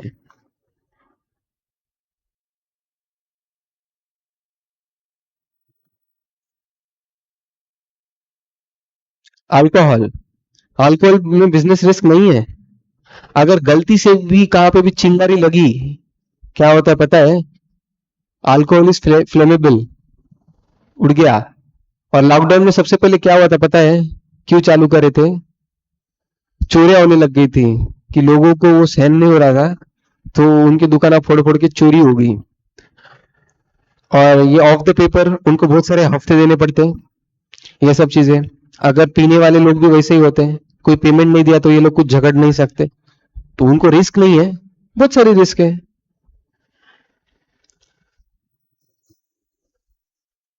हाँ, परफेक्ट, मेरे को यही आंसर चाहिए। ऐसा कोई बिजनेस ही नहीं है मार्केट में जिसमें रिस्क नहीं हो। बिजनेस में उतरना है तो रिस्क तो लेके उतरना ही पड़ेगा। फिर वो एक अलग क्वेश्चन है कि कम या ज्यादा रिस्क। रिस्क तो हर बिजनेस में है। It is impossible to start a business without risk. तो दो टर्म्स आएंगे जो तुमको सीए इंटर में भी आएंगे, आरएफ और आरएम बोलते हैं, और एक बीटा बोलते हैं। आरएफ मतलब risk free return. Risk free मतलब बिना रिस्क के रिटर्न। ये कौन सा रिटर्न होगा? Obviously government bonds. अगर मैंने गवर्नमेंट बॉन्ड्स में इन्वेस्टमेंट किया 10 लाख रुपए, तो डूबेंगे क्या पैसे? नहीं, गवर्नमेंट छाप के देगी, पर देगी जरूर। और गवर्नमेंट ने बोला 5%, तो देगी क्या 5%? 101% तो गवर्नमेंट है तो फॉलो करेगी। जनरली गवर्नमेंट के इन्वेस्टमेंट के ऊपर जो जो रिटर्न होता है उसको आरएफ बोलते हैं, रिस्क फ्री रिटर्न। आरएफ मतलब मार्केट का रिटर्न। मार्केट का रिटर्न मतलब कोई भी बिजनेस कर लो उतना तो एटलीस्ट कमाना चाहिए। आरएफ से ज्यादा आरएम रहेगा कभी भी, क्योंकि इसमें रिस्क इन्वॉल्व है, इसमें रिस्क नहीं है। और बीटा टर्म यूज किया जाता है बिजनेस रिस्क के लिए, कि तुम्हारे बिजनेस में रिस्क कितनी है। हाँ, नाउ द क्वेश्चन अराइजेस, कोई बिजनेस में रिस्क कम रहेगी, कोई बिजनेस में रिस्क ज्यादा रहेगी। तो तुमको गुडविल के कैलकुलेशन के लिए क्या लेना चाहिए? आरएफ लेना चाहिए, आरएम लेना चाहिए, क्या लगता है? आरएम या आरएफ? आरएम लेना चाहिए। ठीक है, आरएम क्या होता है? आरएफ प्लस ये बीटा का जो पोर्शन है वो risk free return plus beta की वजह से जो तुमको ऐड करना है वो ऐड करो। तो एक क्वेश्चन मैंने तुमको क्लास में लिया था, रिस्क फ्री रिटर्न इतना है और रिस्क प्रीमियम इतना है, तो तुमको बेसिकली उसको ऐड करना था, तुमको एनआरआर मिल जाएगा। वो कॉन्सेप्ट समझा? ओके। तो अभी सुपर प्रॉफिट, ये सेम क्वेश्चन को करो। अगर कोई बिजनेस दूसरा रहता,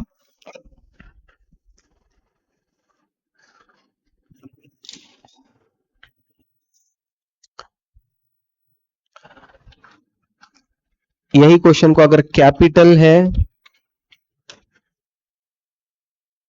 1 लाख और एनआरआर है, नॉर्मल रेट ऑफ रिटर्न है 15%। Capital 1 lakh, normal rate of return 15%, तो गुडविल कितना आएगा?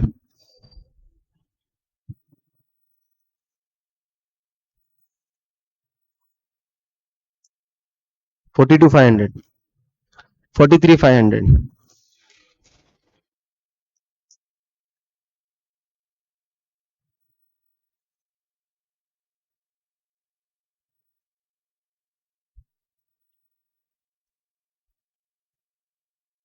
नॉर्मल रिटर्न आता था तुम्हारा 15,000। मतलब कोई भी सेम बिजनेस कोई भी कर लो, वो कितना कमा लेगा? 15,000। तुमने कितना कमाया? एवरेज प्रॉफिट मतलब तुम्हारा प्रॉफिट 29,500, तो सुपर प्रॉफिट हो गया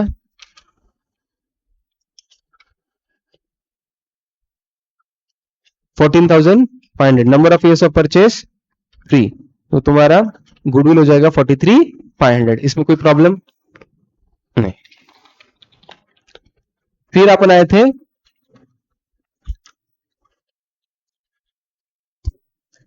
थे, कैपिटलाइजेशन नहीं, इसको इधर आए तो एन्युटी मेथड से भी चले जाते हैं।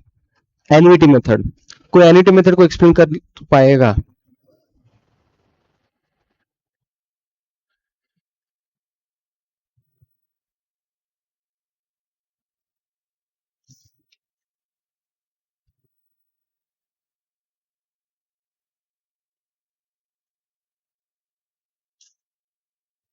परफेक्ट। तो देखो यहाँ पे जो सुपर प्रॉफिट तुमने निकाला ना 14,500, ये number of years of purchase 3, मतलब तुमने क्या इमेजिन किया? 3 साल के 14,500, 14,500, 14,500, ये समझा क्या? बट ये आज के 14,500 नेक्स्ट ईयर के 14,500 सेम है क्या? और उसके नेक्स्ट ईयर के 14,500 सेम है क्या? नहीं। अभी तुम्हारा एसआईसीआई चैप्टर हो चुका है, सिंपल इंटरेस्ट कंपाउंड इंटरेस्ट, तो बेसिकली ये वैल्यू सेम नहीं है। मुझे इसका आज के तारीख में गुडविल कब की निकल रही है 43,500? आज के तारीख के। तो 14,500 भी आज के तारीख के लेनी चाहिए। तो ये भले ही दिखने में 14,500 नेक्स्ट ईयर और 14,500 और उसके नेक्स्ट ईयर के है, उसको मैं डायरेक्टली ऐड नहीं कर सकता, उसको मुझे आज के तारीख में वैल्यू लाना पड़ेगा। उसको आज के तारीख में वैल्यू लाने के लिए मुझे प्रेजेंट वैल्यू फैक्टर से मल्टीप्लाई करना पड़ेगा, जैसा तुम लोग बेसिकली एन्युटी में करते थे, प्रेजेंट वैल्यू एन्युटी। ये ऐसा क्वेश्चन है कि 3 साल 14,500 है, उसका प्रेजेंट वैल्यू कितना। तो present value annuity suppose same 15% से तुमको बोला है, तो 15% से बोला तो तुम कैसा करेंगे on your calculators, 1 divided by 1.15, 1 divided by 1.15 कितने बार इक्वल टू बटन, 3 बार, और जीटी, जिनके पास जीटी नहीं है वो equal to memory plus, equal to memory plus 3 बार, फिर मेमोरी रिकॉल। कितना आया नंबर, 2.28। तो 33,060 ये आंसर आएगा, या 33,060। इसका मतलब क्या हो गया कि 43,500 direct time value of money को कंसीडर करके बिना है, और 33,060 ये टाइम वैल्यू ऑफ मनी को कंसीडर करके है। तो ये बेसिकली 14,500, 14,500, 14,500 इनका प्रेजेंट वैल्यू 33,050 है। तो उस हिसाब से एन्युटी मेथड थी। Next is capitalisation method. Capitalisation method, हाँ कोई बता पाएगा, कुछ कम ज्यादा रहा तो मैं ऐड कर दूंगा। कैपिटलाइजेशन मेथड क्या बोलती है?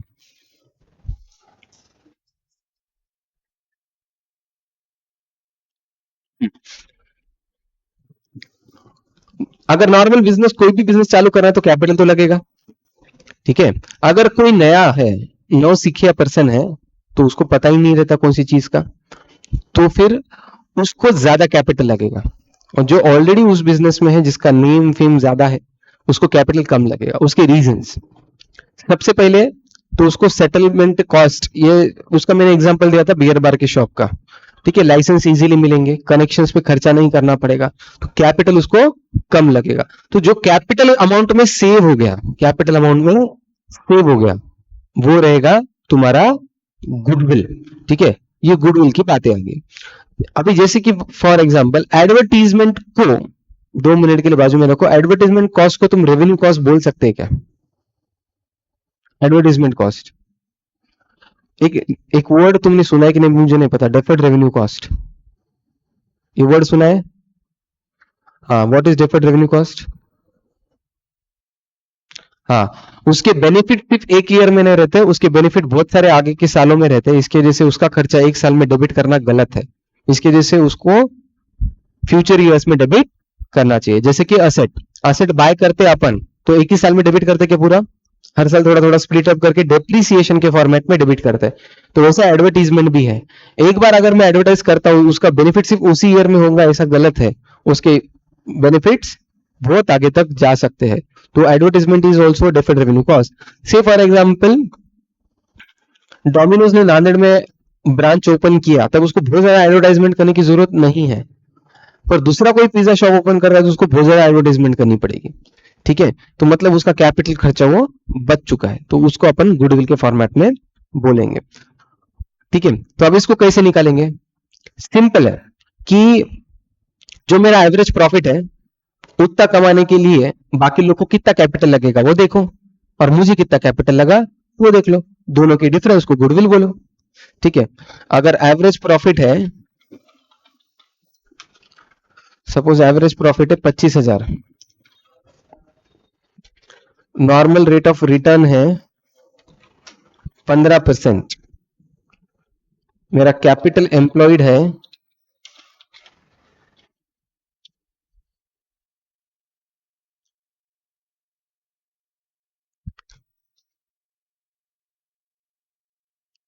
3 लाख, तो बोलो गुडविल कितना?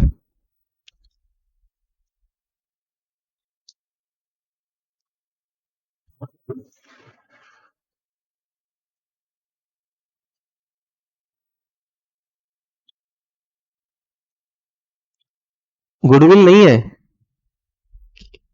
नहीं मेरे ख्याल से तो ये आना चाहिए, ये नहीं क्या 1,33,333? तो इसका मतलब क्या हुआ, कोई बता पाएगा? भाई कोई भी नॉर्मल इंसान को भी ये बिजनेस करता था और 25,000 कमाने रहते तो उसको कितने पैसे लगते थे? 1,66,666 पर इस गधे ने कितने पैसे लगाए? मतलब कोई भी चालू करता था तो भी 1,66,000 में भी 25,000 कमा लेता था। इसने कितने लगाए? 3 लाख। इसके जैसे गुडविल नहीं है। ठीक है, अगर मैं ये बोलता था कि इसका कैपिटल एम्प्लॉयड है सपोज 80,000, तो फिर क्या होता था? 86,666 क्या होता था? गुडविल हो जाता था। मतलब बाकी लोगों को बिजनेस चालू करने के लिए कितने पैसे लगेंगे? 1,66,666 और इसको सिर्फ 80,000 लगे, तो डिफरेंस इज 86,666। ये मेरा गुडविल। ये हो गया तुम्हारा capitalisation method. And the last method is hidden goodwill.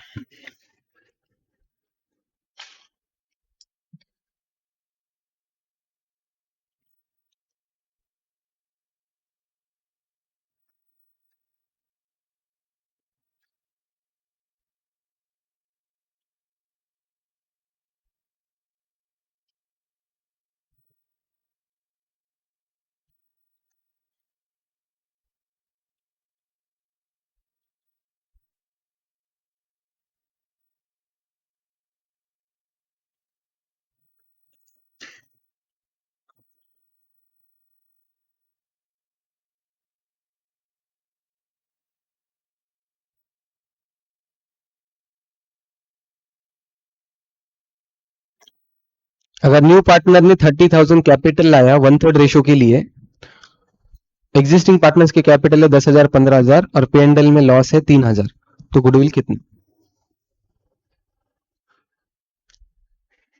58 68,000।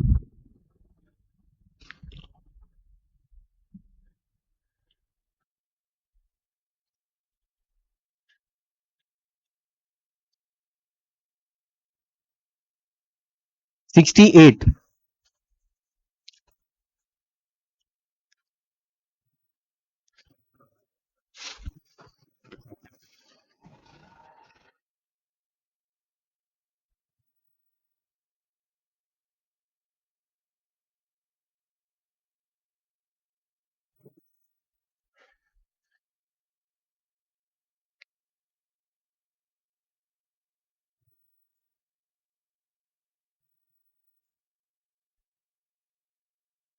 35,000।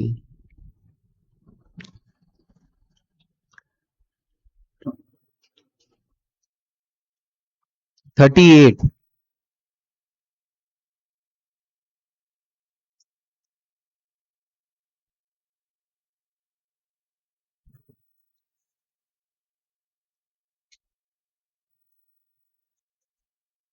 38। Let's check. मैंने क्या बोला था? अगर सामने वाला नया पार्टनर 30,000 ला रहा है 1/3 रेशो के लिए, 1/3 रेशो के लिए 30,000 ला रहा है, तो बेसिकली पूरे फर्म का कितना कैपिटल होना चाहिए? लॉजिकली 1/3 के लिए 30,000 अगर मांग रहे हैं तो उसको 1/3 को उल्टा करो, रेसिप्रोकल करो। 1/3 का रेसिप्रोकल होगा 3 इंटू 30,000, 3 इंटू 30,000, 90,000। इसमें से एग्जिस्टिंग कैपिटल माइनस करो। एग्जिस्टिंग कैपिटल 10 प्लस 15, पर ये जो लॉस है पार्टनर्स कैपिटल को डेबिट होगा, बराबर ना? पार्टनर्स कैपिटल को डेबिट होगा, मतलब फिलहाल का पार्टनर्स का कैपिटल है तुम्हारा इफेक्टिव 22,000, तो एग्जिस्टिंग 22,000 माइनस, और जो न्यू पार्टनर है उसका भी माइनस करना चाहिए। न्यू पार्टनर का भी माइनस करना चाहिए, ये भूलो मत। तो तुम्हारा हो जाएगा 38,000। तो बेसिकली न्यू पार्टनर कितना कैपिटल ला रहा है उसके लिए वो रेशियो रेसिप्रोकल करो, ये total capital, existing partners capital, profit loss सब एडजस्ट करने के बाद, और न्यू पार्टनर्स का भी कैपिटल माइनस करना चाहिए, बैलेंस रहेगा गुडविल। ठीक है, अब एक दो एंड में क्वेश्चन है कि ऐसा 1/3 रेशियो उसने न्यू पार्टनर ने कैपिटल के लिए लाया 30,000, 1/3 रेशियो है, और उसने गुडविल की तरफ कॉन्ट्रीब्यूशन लाया, गुडविल की तरफ कॉन्ट्रीब्यूशन लाया सपोज 5,000, तो क्या होगा? तो गुडविल कितना? 15,000। तो प्लीज ये दिमाग मत लगाओ कि सर 30,000 को इंटू मतलब रेसिप्रोकल करके 90, ये वो, तो वो सब चीजें उनका पर्सनल मैटर है, वो कैसे एडजस्ट करे अपने को नहीं पता। अगर क्वेश्चन स्पेसिफिकली बोल रहा है कि गुडविल के लिए उसने 1/3 के लिए 5,000 लाया, तो इनडायरेक्टली क्या होगा, 5,000 इंटू 1/3 के लिए 5,000 गुडविल, तो पूरे के लिए 15,000। तो सिंपली बाकी कुछ भी कैलकुलेशन में मत पड़ो, इसको रेसिप्रोकल करके सीधा 5,000 से मल्टीप्लाई। ओके, तो अब एक आरटीपी में क्वेश्चन है, वो अपन करेंगे। आरटीपी मतलब होता है तुम्हारे रिवीजन टेस्ट पेपर्स, जो कि एग्जाम ओरिएंटेड ही होते हैं, एग्जाम के जैसे ही पकड़ो।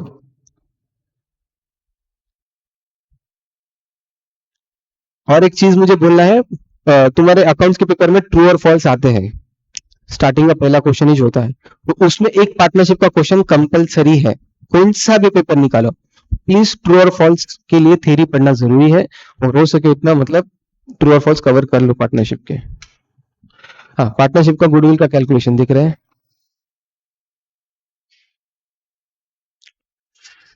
ये 2018 मई का आरटीपी है, उसके अंदर का question, the profit and losses for the previous years are, 2015 का प्रॉफिट 10,000, 2016 का लॉस 17,000, 2017 का प्रॉफिट 50, 2018 का profit 75। The average capital employed in the business is 2 lakhs। The rate of interest expected from capital invested is 10%, इसको अपन NRR बोल सकते हैं। The remuneration from alternative employment of the proprietor 6,000 per annum. Calculate the value of goodwill on the basis of 2 years purchase of super profit based on the average of 3 years. तो 3 साल का average निकालना है, number of years of purchase 2 है, NRR 10 है, बाकी सब data है, निकालो गुडविल।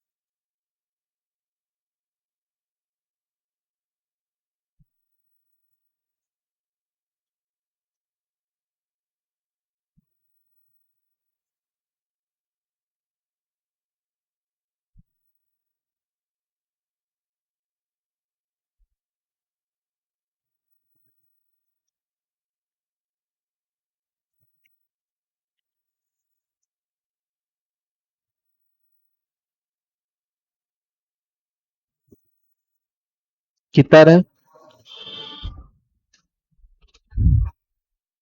क्या क्या,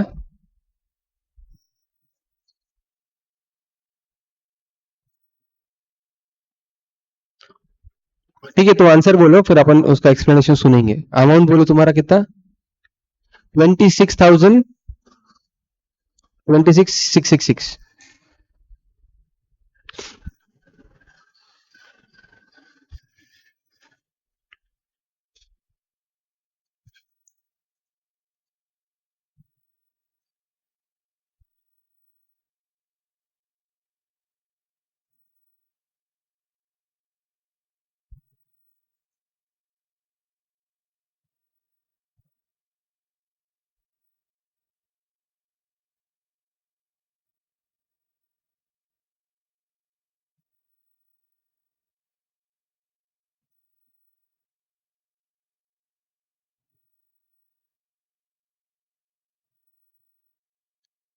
20,000।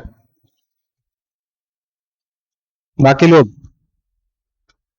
ये एग्जाम लेवल के क्वेश्चन है, प्लीज ये आनी चाहिए तुमको, मतलब तुम प्रैक्टिस ऐसी करो कि ये तुमको एकदम नॉर्मल लगना चाहिए, ठीक है। अगर नहीं आए तो भी एटलीस्ट ऐसे क्वेश्चंस तुम्हारे हाथ के नीचे जाना चाहिए, ठीक है। लेट्स सी,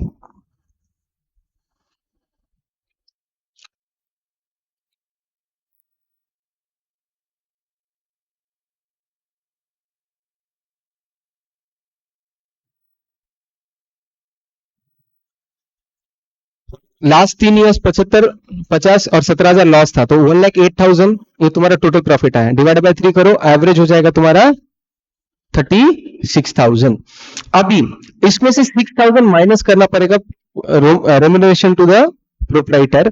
जब भी एक चीज याद रखो कि जनरली ऐसे कुछ एग्जाम में इंफॉर्मेशन दी जाती है क्वेश्चन में, उसका इंटेंशन होता है बाय डिफॉल्ट कि यूज करो। बहुत कम ऐसा इंफॉर्मेशन होता है कि जिसको मत यूज करो। अभी ये प्रोपराइटर रेम्यूनरेशन क्या है? ऑल्टरनेटिव। अपन सुपर प्रॉफिट करने की बातें कर रहे, तो नॉर्मल रेट ऑफ रिटर्न ये 10% था, उसका लॉजिक सुनो पहले। तो नॉर्मल रेट ऑफ रिटर्न का मैंने क्या लॉजिक बताया था? अपन क्यों माइनस कर रहे थे? कोई भी अगर चालू करेगा, कोई भी चालू करेगा, तो 2 लाख के ऊपर कितना परसेंट कमा लेगा? 10%। उस हिसाब से कितना कमाएगा वो? ये लॉजिक समझा क्या? मतलब कोई भी चालू करेगा तो 20,000। तो उसी लॉजिक से ये भी सोचो ना कि प्रोपराइटर बोलेगा कि 2 लाख रुपए में किधर भी डाल दूंगा, किसी को भी कमाने को दूंगा, वो 20,000 देगा, मैं किधर और काम कर लूंगा, हमें भी कितने मिलेंगे? 6,000। उस लॉजिक से मतलब 26,000 तो इनकम होनी चाहिए। 2 लाख के ऊपर 20,000 तो पैसा कमाएगा, मैं कितना कमाऊंगा? 6,000। तो उस लॉजिक से तुम्हारा नॉर्मल प्रॉफिट होना चाहिए 26। ये लॉजिक समझ रहा क्या? तो जो आया है एवरेज प्रॉफिट 36, उसमें से 6,000 पार्टनर्स प्रोपराइटर के माइनस क्यों किए मैंने? क्योंकि वो किधर भी काम कर लेता था, ये धंधा पानी छोड़ के दूसरा कुछ भी कर लेता, इतना तो कमा ही लेता था। तो बेसिकली उसका बिजनेस का प्रॉफिट है नेट 30,000, और माइनस 20,000 तो कैपिटल के ऊपर कोई भी कमा लेता था। तो 10,000 हुआ तुम्हारा सुपर प्रॉफिट इंटू टू 20,000। ये समझा? समझा क्या? क्लियर? एग्जाम क्वेश्चन है इसलिए मैं बोल रहा था।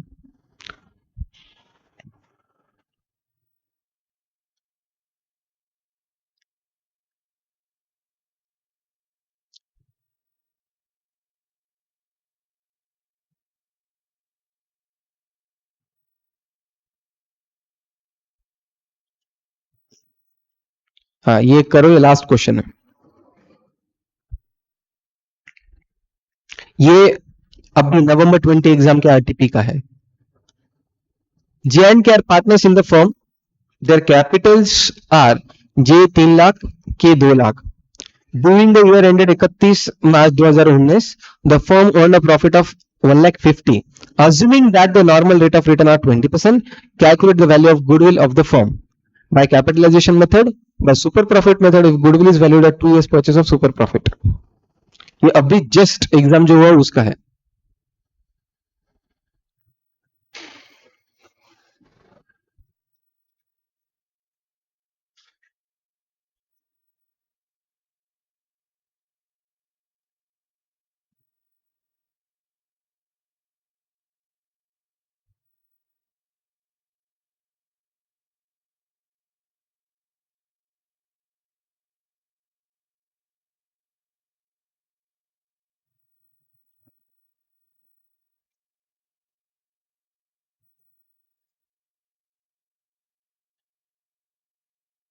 कैपिटलाइजेशन मेथड से 2,50,000 और सुपर प्रॉफिट से आया क्या? Let's check.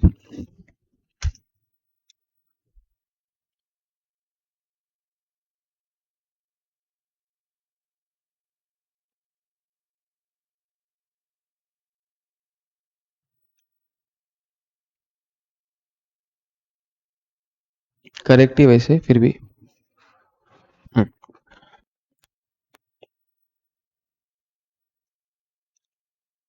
देखो कैपिटलाइजेशन एवरेज प्रॉफिट आएगा तुम्हारा 1.5 लाख, तो 20% से कमाने के लिए 1.5 लाख रुपए कमाना है, तो 20% से कितना कैपिटल होना चाहिए? 7.5 लाख, और तुम्हारा एक्चुअल कैपिटल इन्वॉल्व है 5 लाख, तो तुम्हारा गुडविल आएगा कैपिटलाइजेशन मेथड से 2.5 लाख रुपए। और सुपर प्रॉफिट से तुम्हारा कैपिटल इन्वॉल्व था 5 लाख, 5 लाख के ऊपर 20% मतलब 1 लाख कोई भी कमा लेगा, फिर तुमने कमाया 1.5 लाख, तो सुपर प्रॉफिट हुआ 25,000, number of years of purchase से 2, तो तुम्हारा गुडविल आया 1 लाख। ठीक है, समझा? तो we will stop here for the day.